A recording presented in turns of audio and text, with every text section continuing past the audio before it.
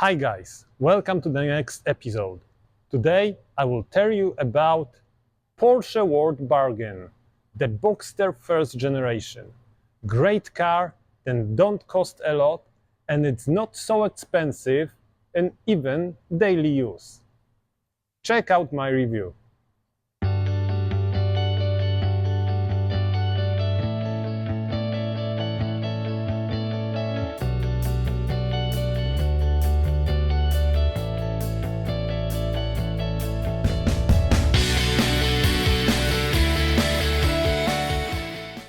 So first, small introduction. The Boxster first generation was introduced in 1996. It was a big deal, the first quite cheap, affordable Porsche below 911, but it was built after the company was consulting with Toyota. So many things are shared with introduced 2 years later, 911, 996.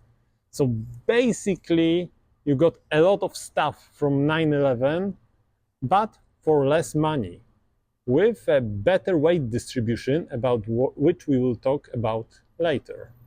And as we move on to talk about the general look of the car, we have to start with the headlamps. They are the hallmark of this time Boxster and 911. So in my opinion, they are not so bad. We can say that somehow the car stands out with these, no matter if it's for plus or minus. But as I was looking for a Boxster, I wanted to have them, as for me it's a hallmark of a period, some sign of times of the late 90s and early 2000s in Porsche. So most of people hated them. Right now, I think they give the car more classic look. So here you've got full look at the front of the car. In my opinion, in this car, it's a Guards red with those headlamps. It does its job, especially in Boxster S trim, where we have red brake calipers and some other changes, like for example improved cooling with additional air vent here at the front bumper. As I started the topic of versions, it's worth to mention that since 1999 the Porsche started to change the lineup of this car.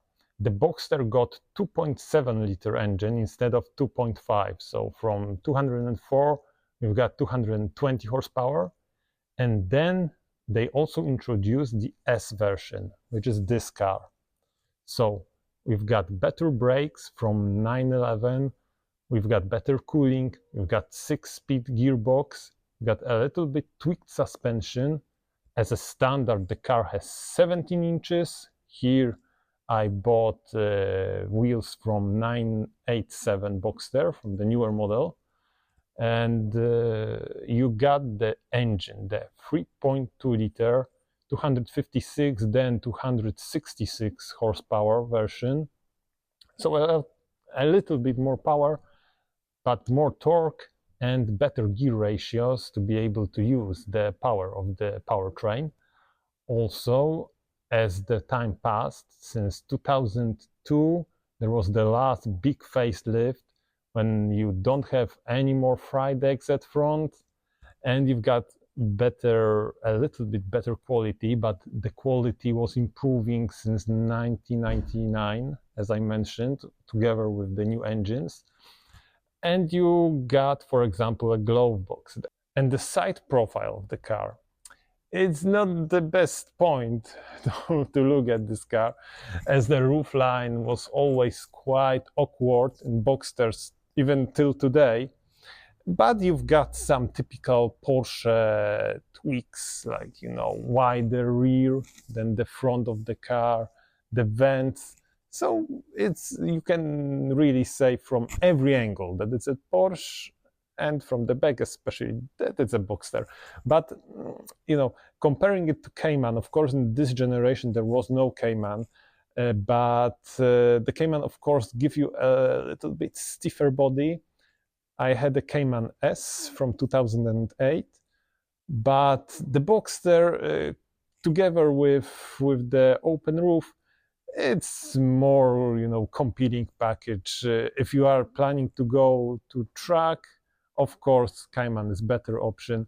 If you plan to use it, as a daily car, or even as a weekend car, especially, then go for the Boxster. The roof works very good.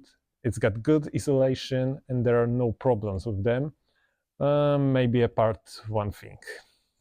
The early cars, as you can see, had a plastic rear window. So it may fade, it may break, etc. Mine was, of course, replaced. It won't look as good after over 20 years. The newer ones have a glass, so if you plan to keep the car outside, for sure go for a car with a glass roof, or you can, of course, also exchange the roof and go for the glass one, which is much more useful. So now I will show you how to open a roof in a Boxster. It's an easy process. You just release it with a one press, windows goes down, then you put on the handbrake and you just press a button. And the roof glides in its place in the cabin. Nice and easy process, quite fast for age of the car. So that's how you put out the roof, the Boxster. And now let's talk about the rear of the Boxster. For me, it's much less controversial than the front. It's low, wide, it looks good. Even if you get it on the standard 60-inch wheels, it still looks at the rear especially very good.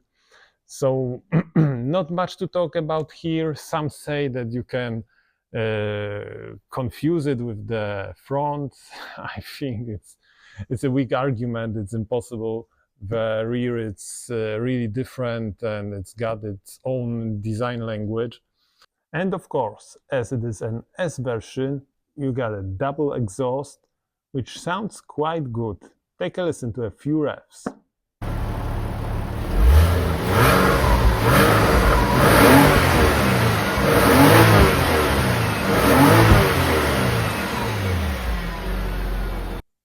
Yeah, it sounds quite good. You can also get a sport exhaust both on normal Boxster and Boxster S, but in my opinion, if you got an S version, you don't have to go for it. In the standard Boxster, it's worth to get it as you get better look and also a little bit better sound. A few words of advice from my side regarding the tires, which is quite important in sporty vehicles like this. So if you look what you have available, you will see that there are tires with Porsche certificate and 012, and without it, ordinary tire. I took part in a few Porsche shows on track, and I discovered that there are a few differences, but it's not that those with certificate will be always better. The main point is, if you are using the car for spirited driving, if you go to a track, buy a tire with certification. They are a little bit softer to make you feel better, to have better control over the car, but they also use a lot faster than the standard ones. That's just my point of view, what I observed and what I heard from a test drivers from Porsche. So it's not that you buy with certificate it's always better. It's not, but it's worth to keep in mind what you want to do with the car, and then decide by yourself if it's worth to give a few euros more or to keep them for fuel for your Porsche. Let's move on to the interior. Generally, the cabin is good. You've got enough space, both for the headroom, legroom. Everything is okay, as you expect from a Roadster of this size.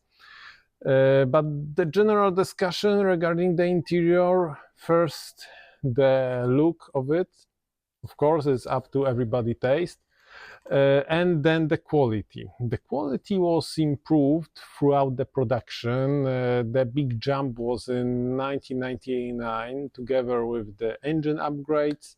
The interior was on the level, let's say, of the 911 from this time. But before it, it was a little bit cheaper, strange plastic at the dashboard. But as you look for the later models, it's getting better.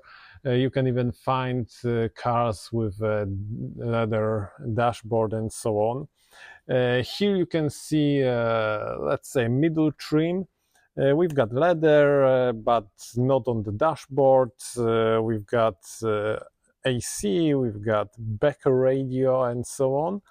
But you can find the cars with some equipment, but generally, overall, this car is not about the message seat and so on as you get in the current generation, but it's more driver focused and focused on giving you the performance and ability to get moving along. But the build quality is okay. You don't hear any cracks, knottles, rattles, and so on. So it's quite good.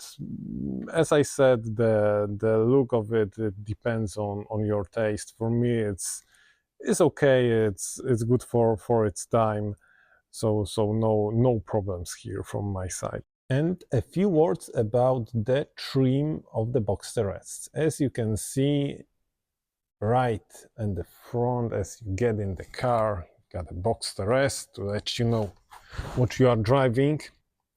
Then the white gauge cluster, so once again the sporty touch, 6-speed manual, and the Boxster S logo, so you won't forget that it's a sporty version. In here I've got a few accessories, for example, old-fashioned CD slot.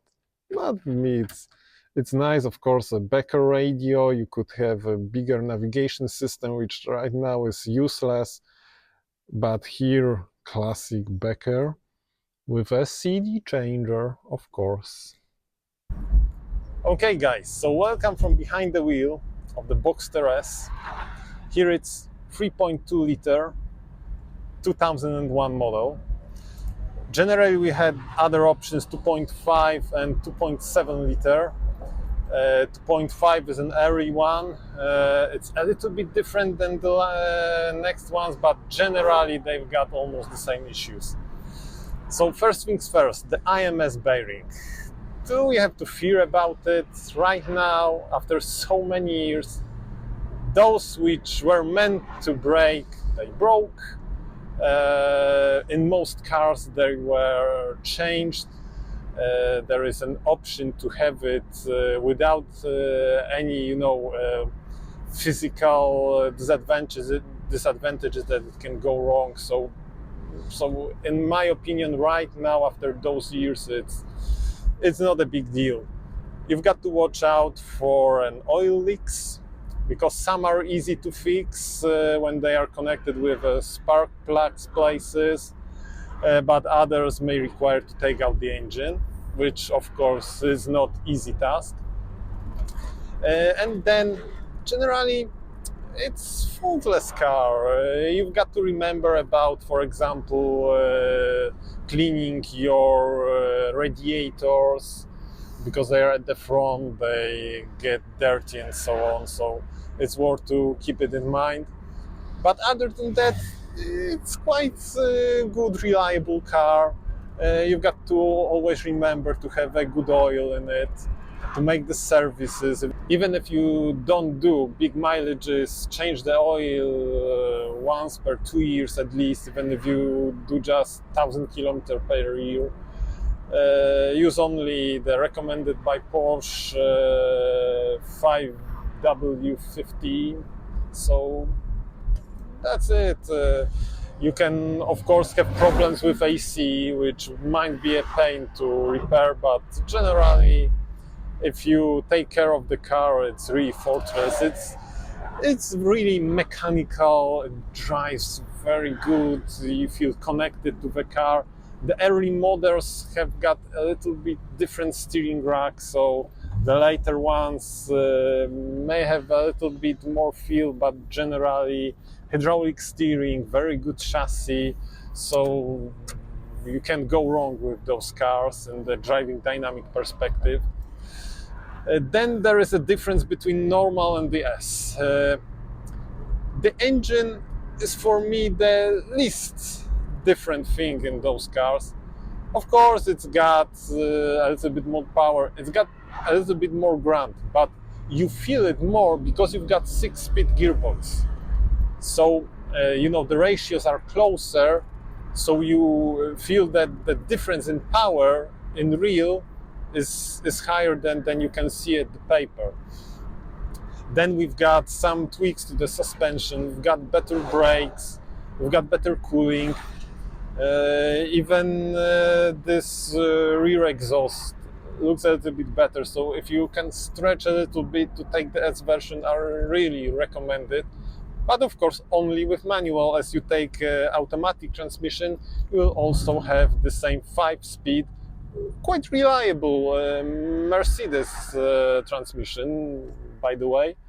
But it takes out the fun of this car, because here you've got this Porsche very, very good manual transmission. It works perfect. So having an automatic, you lose some of the thrills, but hey, it will still be okay. You can even change the gears on the steering wheel. Yeah, this car has a pad on the steering wheel, but you will always have this sound.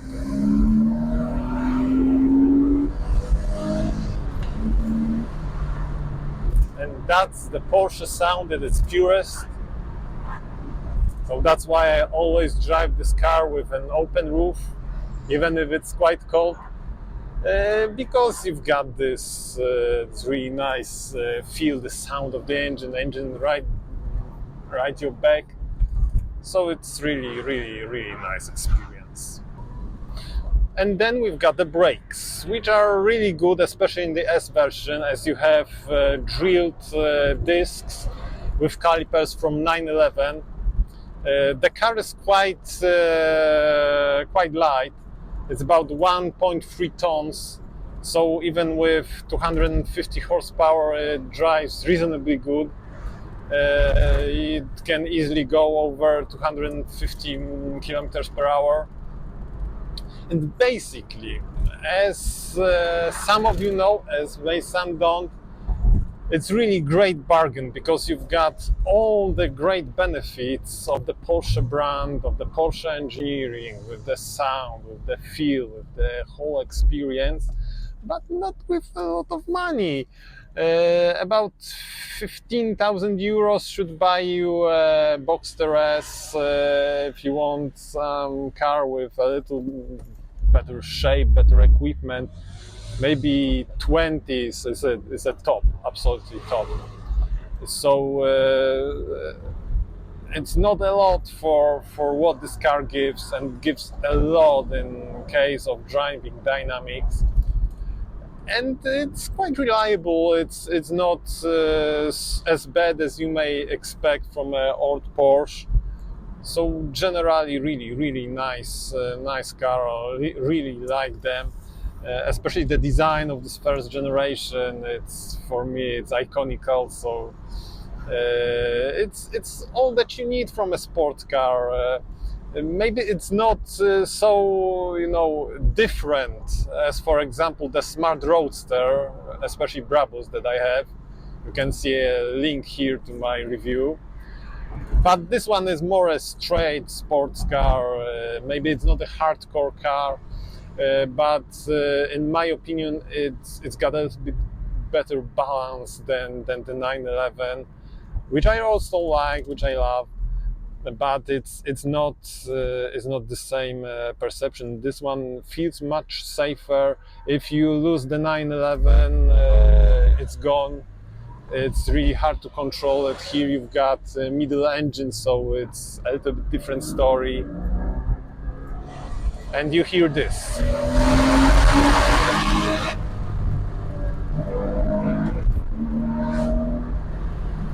Yeah.